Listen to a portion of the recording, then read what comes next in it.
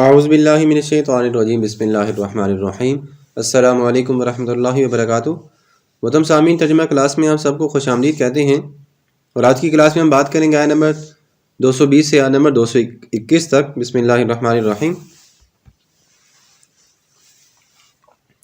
ولا تنکحوا، اور تم نکاح نہ کرو، المشرکاتی، شرک کرنے والی عورت سے یا مشرکہ عورت سے، حتیٰ یؤمنن، حتیٰ کہ وہ مومن ہو جائے، حتیٰ کہ وہ ایمان لے آئے۔ پہلی بات اللہ نے فرمایا اور تم نکاح مت کرو مشرک عورتوں سے یا مشرک عورت سے جب تک کہ وہ ایمان نہ لے آئے، ٹھیک ہے۔ ولامتن، اور البتہ جو لونڈی ہے، ٹھیک ہے، ولامتن، اور البتہ جو لونڈی ہے، وہ مؤمنتن، وہ مومن بھی ہو، ٹھیک ہے۔ ولامۃ مؤمنۃ، اور مومن لونڈی، خیر، وہ بہتر ہے، من مشرکۃ، مشرک عورت سے، مشرک عورت سے، ولو اعجبتکم، اگرچہ وہ مشرک عورت تمہیں اچھی بھی لگے لیکن لونڈی پھر بھی بہتر ہے۔ ولا تنکحوا، اور تم نکاح نہ کرو، المشرکین، شرک کرنے والے مردوں سے، حتیٰ یؤمنوا، حتیٰ کہ وہ مومن ہو جائیں، حتیٰ کہ وہ ایمان لے آئیں۔ ولعبد، اور یقیناً غلام، مؤمن، مومن، خیر، وہ بہتر ہے، من مشرکین، شرک کرنے والے مرد سے، ولو اعجبکم، اگرچہ وہ تمہیں اچھا ہی کیوں نہ لگے۔ اولئک، یہی وہ لوگ ہیں، یدعون، جو دعوت دیتے ہیں، بلاتے ہیں، الی النار، آگ کو، یا جو جاتے ہیں آگ کی طرف۔ واللہ، لیکن اللہ، یدعو، وہ بلاتا ہے، الی الجنت، جنت کی طرف، والمغفرت، اور مغفرت کی طرف، باذنہ، اپنے حکم سے، وَيُبَيِّنُ، اور وہ واضح بیان فرماتا ہے، آیات ہی، اپنی آیات، للناس، لوگوں کے لیے، لعلہم یتذکرون، شاید کہ وہ نصیحت حاصل کر لیں۔ محترم سامعین، اس آیت مبارکہ میں اللہ تبارک و تعالیٰ نے نکاح کی ایک مخصوص شرط بیان فرما دی، اور اس کے لیے جو پہلی شرط اس آیت مبارکہ میں بتائی گئی ہے وہ مومن ہونا لازمی ہے۔ مومن، چاہے وہ مرد ہو یا نکاح کرنے والی عورت ہو، دونوں کے لیے یہ شرط ضروری ہے کہ ان دونوں کا مومن ہونا، مسلمان ہونا ضروری اور لازمی ہے۔ اس مشرک عورت سے نکاح کرنے کے حوالے سے ہم نے پہلے بھی ایک ویڈیو بنا رکھی ہے کہ کون سے نکاح کرنے کے لیے جو رشتے ہیں وہ جائز ہیں اور کون سے نکاح کرنے کے لیے رشتے جائز نہیں ہیں۔ آپ اگر چاہیں تو باقی ویڈیوز میں اس کو بھی دیکھ سکتے ہیں، تو آپ کو مزید جو ہے وہ تفصیل مل جائے گی۔ اب ہم بات کر لیتے ہیں کہ اللہ تبارک و تعالیٰ نے یہاں پہ ارشاد فرمایا کہ مشرک مردوں کے ساتھ مسلمان عورتوں کا نکاح نہیں ہو سکتا، مشرک عورتوں کا مسلمان مردوں سے نکاح نہیں ہو سکتا۔ مشرک ہے نا، تو مشرک کو پہلے مسلمان ہونا ضروری ہے، پھر نکاح ہو سکتا ہے، کوئی حرج نہیں ہے، کیونکہ نکاح کی وجہ سے شوہر اور بیوی کے ساتھ ایک ذہنی قرب حاصل ہوتا ہے، وہ دونوں ایک دوسرے کے عقائد، نظریات، افکار اور خیالات سے بہت زیادہ متاثر ہوتے ہیں۔ اب اس لیے یہ خدشہ ظاہر کیا جا سکتا ہے، اگر مشرک شوہر ہوگا تو اس کے عقائد سے مسلمان بیوی بھی متاثر ہو سکتی ہے، یا اگر مشرک عورت ہوگی اس کے جو نظریات ہیں وہ غلط ہوں گے تو اس سے مسلمان اگر شوہر ہو تو وہ بھی متاثر ہو سکتا ہے۔ اس لیے اسلام نے یہ راستہ بند کر دیا کہ نکاح ہو ہی نہیں سکتا، جو مرضی کر لو، مومن لازمی شرط ہے، ٹھیک ہو گیا۔ اب یہ بھی ہو سکتا تھا کہ مسلمان شوہر یا بیوی سے مشرک بیوی یا شوہر متاثر ہو جائے، ٹھیک ہے، لیکن جب کوئی چیز نفع اور نقصان کے درمیان حائل ہو جائے یا دائر ہو جائے تو نقصان سے بچنے کو نفع کے حصول پر مقدم کیا جا سکتا ہے۔ ایک چیز ہے کہ اس سے آپ کو نقصان ہونے کا خدشہ زیادہ ہو رہا ہے، اور ایک چیز ایسی ہے کہ آپ کو نفع کم ہو رہا ہے، تو آپ نفع جہاں پہ ہو رہا ہے وہاں پہ آپ کو یہ بھی بتا دیا جائے کہ یہ غلط طریقے سے نفع ہو رہا ہے، تو آپ بجائے اس کے کہ غلط طریقے سے نفع کو حاصل کریں، آپ جو ہے وہ نقصان کی طرف چلے جائیں۔ اسلام نے کہا کہ مسلمانوں اور مشرکوں کو درمیان جو ہے وہ نکاح کا معاملہ منقطع کر دیا ہوگا۔ یہاں شرک سے مراد کفر بھی ہو سکتا ہے، شرک سے مراد شرک بھی ہو سکتا ہے، اسی لیے اب یہ بھی بات سمجھ لیں، بت پرست ہو یا کسی بھی قسم کا کوئی کافر ہو، اس سے نکاح جائز نہیں ہو سکتا، نہ مسلمان مرد کا نہ مسلمان عورت کا، ٹھیک ہو گیا۔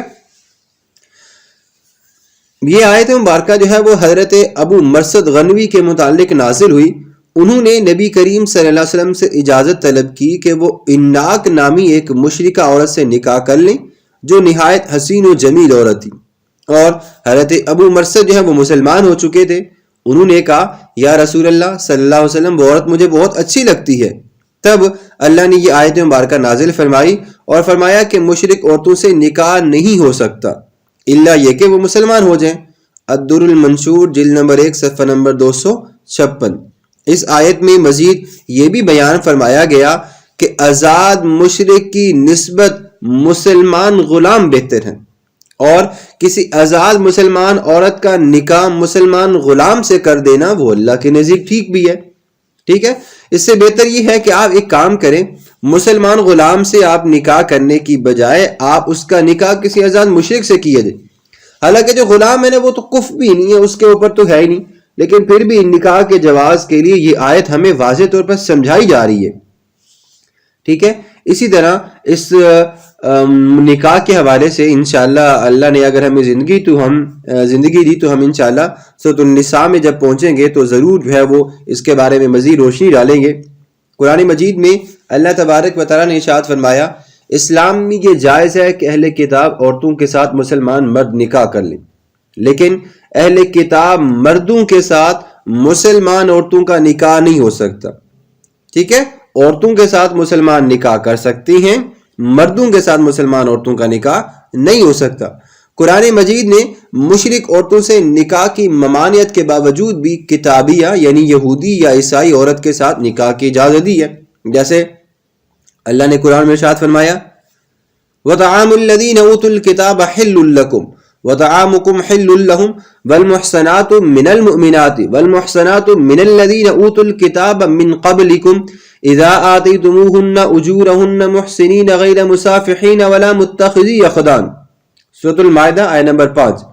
اور اہل کتاب کا ذبیحہ تمہارے لیے حلال ہے اور تمہارا ذبیحہ ان کے لیے حلال ہے، اور تمہاری آزاد پاک دامن مسلمان عورتیں اور تم سے پہلے اہل کتاب کی آزاد پاک دامن عورتیں تمہارے لیے حلال ہیں، جبکہ تم ان سے نکاح کر کے ان کا حق مہر بھی ادا کر دو، نہ ان سے ظاہراً بدکاری کرو اور نہ خفیہ آشنائی کرو.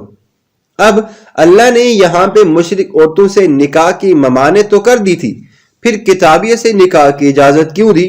حالانکہ اہل کتاب یہودی اور عیسائی بھی مشرک ہیں. تو قرآن میں اللہ نے فرمایا جیسا کہ وقالت اليهود عزیر ابن اللہ وقالت النصارى المسیح ابن اللہ. سورۃ توبہ آیت نمبر 30. یہودیوں نے کہا کہ عزیر اللہ کے بیٹے ہیں، نصارہ نے کہا مسیح اللہ کے بیٹے ہیں.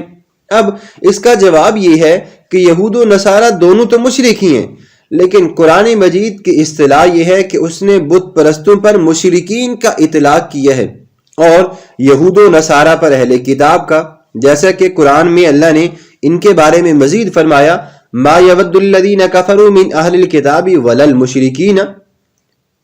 کافروں میں سے اہل کتاب اور مشرکین یہ بات پسند نہیں کرتے. لم یکن الذین کفروا من اہل الکتاب والمشرکین منفکین حتی تأتیہم البینہ. کافر اہل کتاب اور مشرکین بغیر واضح دلیل کے اپنے دین کو چھوڑنے والے نہ تھے.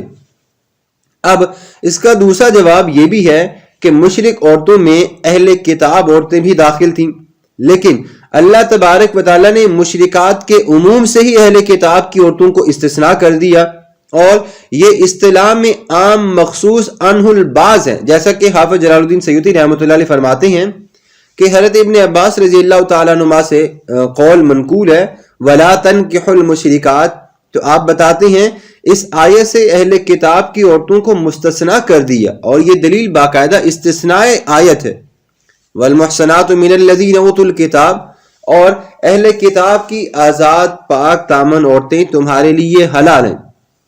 اب باقی رہی بات یہ کہ خالص مشرک عورتوں اور اہل کتاب میں نکاح کے جواز کا فرق کرنے کی وجہ کیا ہے؟ تو اس کا جواب یہ ہے کہ مشرک نہ خدا کو مانتا ہے، نہ کتاب کو، نہ رسول کو، نہ قیامت اور جزا کو، نہ سزا کو، نہ حلال اور حرام کا قائل ہوتا ہے. اس لیے اللہ نے فرمایا کہ ان سے نکاح بالکل جائز ہی نہیں ہو سکتا. ٹھیک ہے، اب جو دوسرے ہیں اہل کتاب والے جیسے یہود و نصارہ، تو ان کے کفر کی صرف یہ وجہ ہے کہ انہوں نے غلو محبت میں اپنے اپنے رسولوں کو خدا اور خدا کا بیٹا کہہ دیا. ٹھیک ہے. اب دوسرا ہم یہ بھی بات بتا دیتے ہیں کہ مسلمان مردوں کا اہل کتاب عورتوں کے ساتھ نکاح جائز ہے، اور مسلمان عورتوں کا اہل کتاب مردوں سے نکاح جائز نہیں. اب اس فرق کی وجہ کیا ہے اصل میں، وہ آپ کو ذرا سمجھنے ضروری ہے. دیکھیں جواب یہ ہے کہ عائلی اور گھریلو زندگی میں مرد حاکم ہوتا ہے اور اس کا گھر میں قبضہ اور اقتدار ہوتا ہے، اور عورت جو ہے وہ فطرتاً منفعل مزاج اور گھر میں محکوم ہوتی ہے.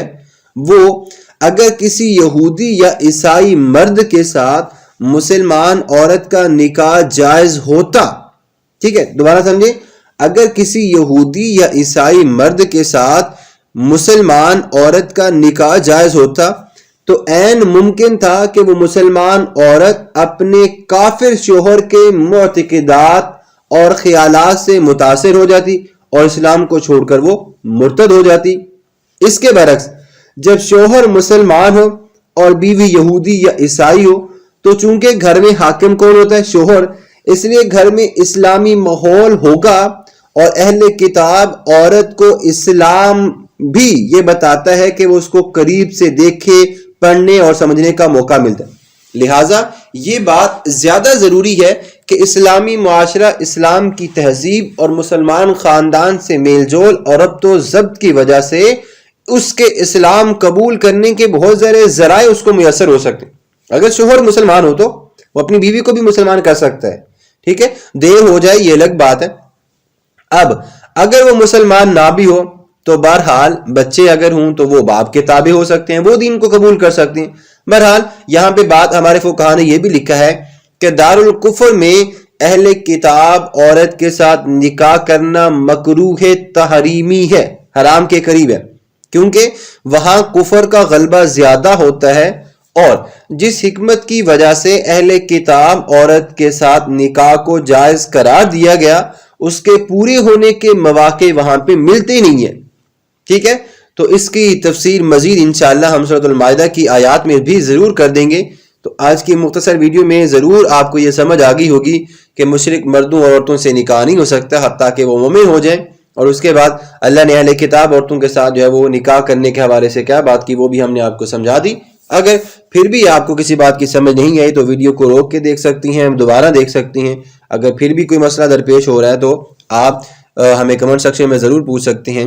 آخر میں ہم اللہ تبارک و تعالیٰ کی بارگاہ میں دعا گو ہیں کہ اللہ اس کلام مجید اور عنایت مبارکہ کے ثواب کو میں حضور نبی کریم صلی اللہ علیہ وسلم کے خاندان کے مرحوم آپ کے خاندان کے صدقے اپنی مرحوم والدہ کی دعائے مغفرت اور دعائے اظہار ثواب کے لیے اس کلام مجید کو پیش کرتا ہوں. اور اللہ تبارک و تعالیٰ کی بارگاہ میں یہ بھی دعا گو ہوں کہ اللہ اس کلام مجید کے ثواب کی وجہ سے میری والدہ کے درجات کو بلند فرما، ان کی مغفرت فرما، انہیں جنت الفردوس میں اعلیٰ مقام عطا فرما، ان کی قبر کی تمام منازل کو آسان فرما اور انہیں اپنی جوار رحمت میں بھی جگہ نصیب فرما. آمین. وما علینا الا البلاغ المبین.